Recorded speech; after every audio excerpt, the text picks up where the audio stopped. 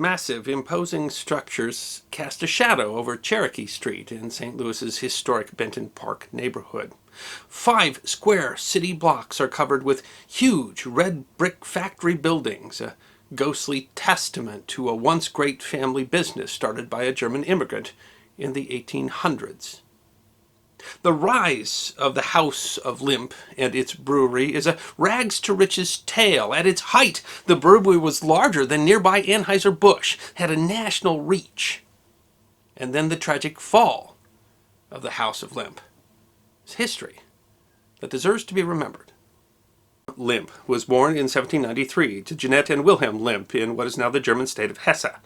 It was once believed that Adam learned to brew from his father, but recent research has revealed that Wilhelm died when Adam was just 13, and it's more likely he learned the trade from other local brewers.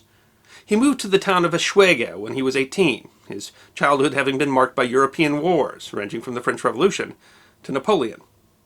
In 1816, he married the first of 3 wives, Anna Claremont. Anna had only one child, a daughter, before dying in 1832. Only 3 months later, he married his second wife, Justina Baum. Justina had 2 sons, Wilhelm and Jacob. Sadly, Wilhelm died at the age of 4. Jacob took his brother's anglicized name, William, when he came to America, becoming William J. Lemp. Adam operated a brewery and restaurant, but his financial ventures did not pan out in Eschwege, leading him to leave his wife and son William for America in 1838 to escape his mounting debts. Many German immigrants came to America in the 1830s to escape economic conditions in their home country, so Adam's story would have been familiar to fellow travelers. They flocked to the Midwest and formed what has been called the German Triangle of St. Louis, Milwaukee, and Cincinnati. These early immigrants started communities that later German immigrants joined when they left home too, albeit for different reasons. Justina, Adam Lemp's second wife, divorced Adam in his absence and remarried. Landing in St. Louis, Missouri, Adam started his new life in America as a grocer and brewer, but in 1840, he abandoned the grocery to focus on beer full-time in a factory on South 2nd Street, on what are now the grounds of the St. Louis Gateway Arch.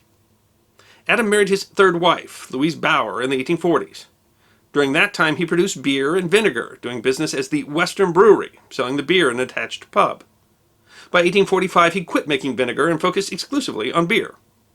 William J., Adam's son from his second wife, arrived in America in 1848 and joined his father in the beer-selling business.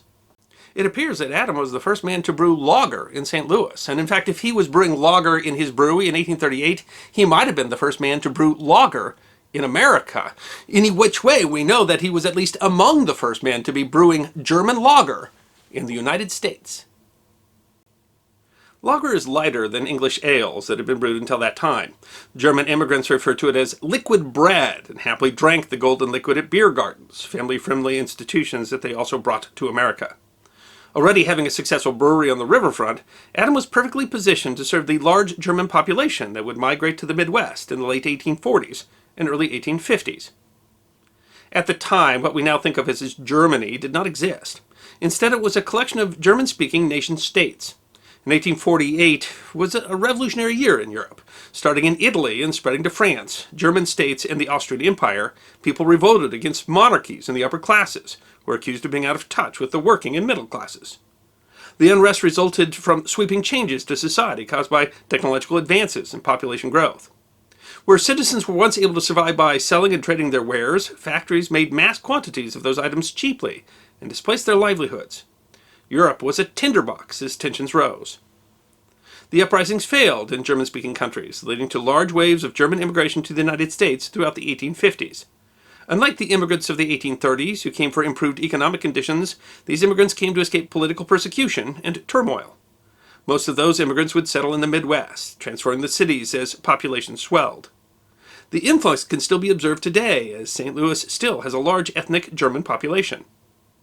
While Germans were in America since colonial times, the large influx in the 1800s threatened to replace British immigrants as the largest ethnic group.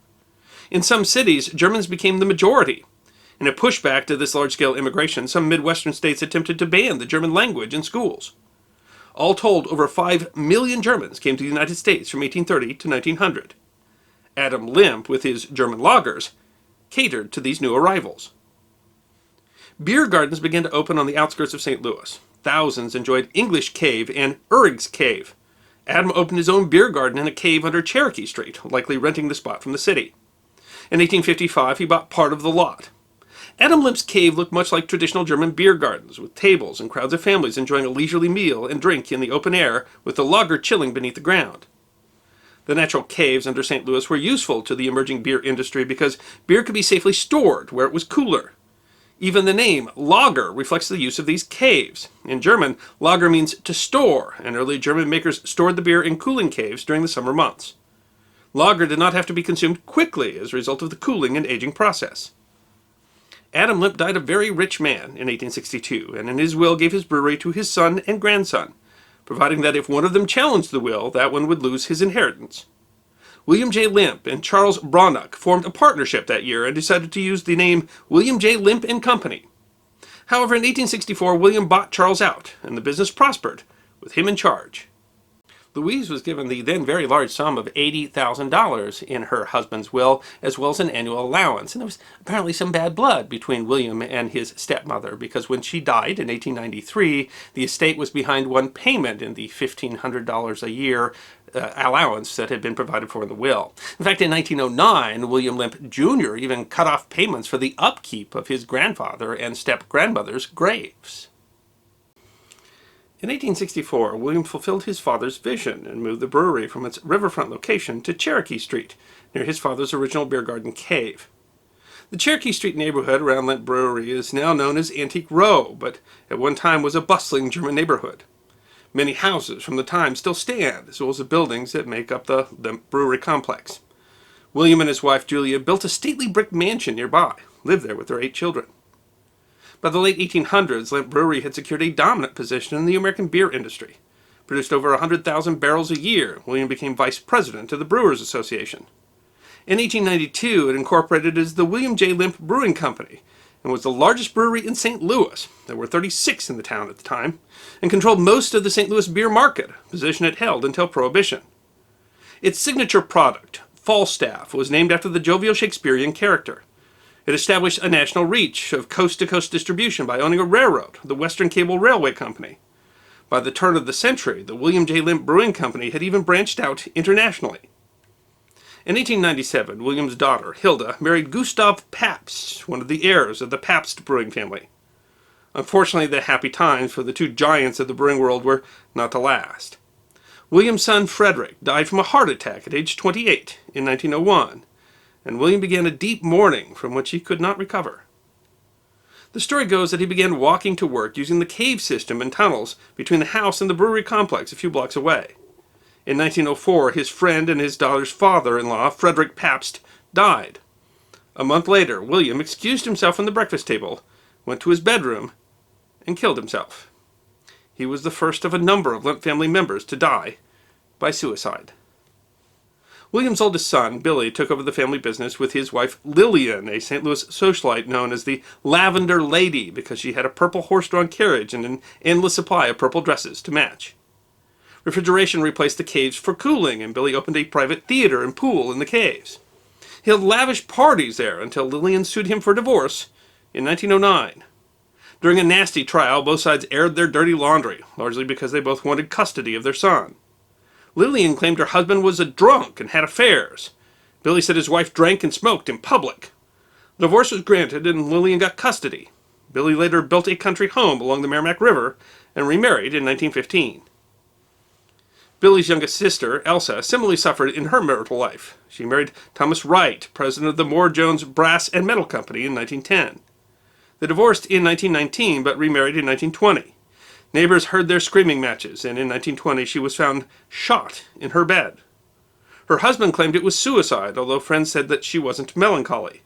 When her brother heard the news, Billy said, "Well, that's the Lemp family for you."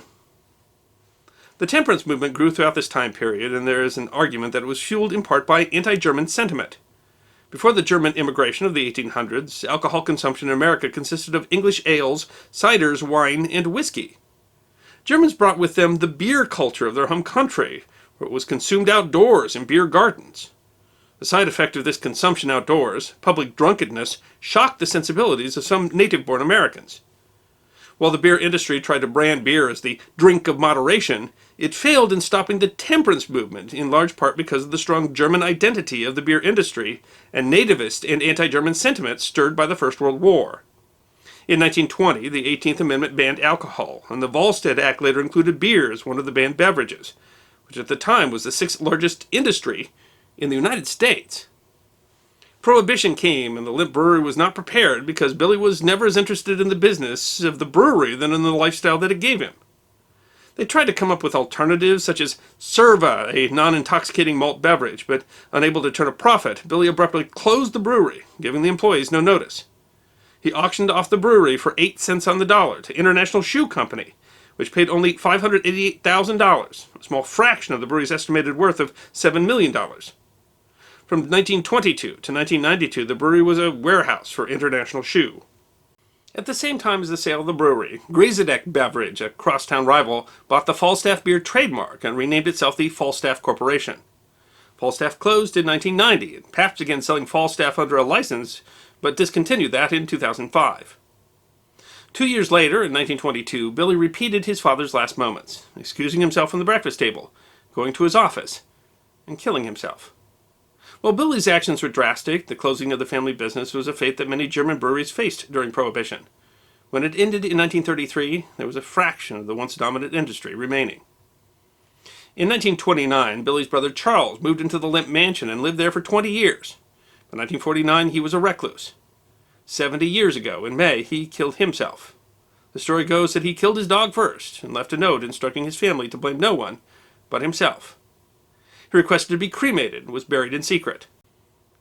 Of William Lemp Sr.'s children, Edwin lived the longest, though he left the mansion behind. He and Billy had found their father when he killed himself, and they went to Alice's house when she died. The Lemp family's sad history had taken its toll on him. When Edwin died in 1970, he requested that all of his art and family papers be burned, although in the 1950s he donated some items, such as the original copper brew kettle, to the Missouri History Museum, and before he died, donated some family portraits as well.